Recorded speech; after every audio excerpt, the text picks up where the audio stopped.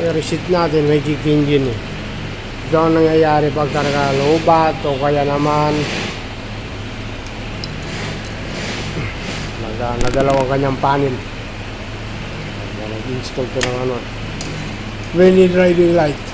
Dapat reset. Kahit palit ka lang ng steering bearing, mag-ano rin yan. Ito yung mga bagong DB160 ngayon, ganyan sila. Pag-re-reset ng ating ECU, ito dalawa, ito ginagamit ko para to sa mga DB160. At saka yung click ngayon na 2000, kung tawagin nila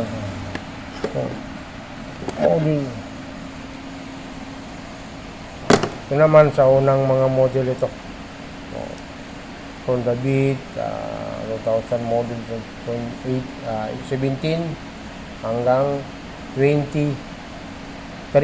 Ito yung pang 22, 23, 24. Ito naman sa mga click model na.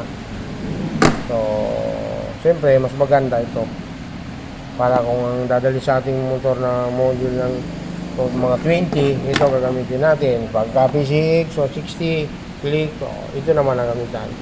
Dudugtong lang dito sa dulo. So sa mga gusto bumili, lalagay ko lang sa comment section ng link. Diba? May instant DLC connector ang tawag dito. So mabibili po ito online.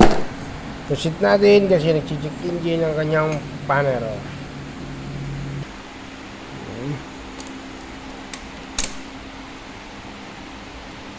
Ayun, wala na.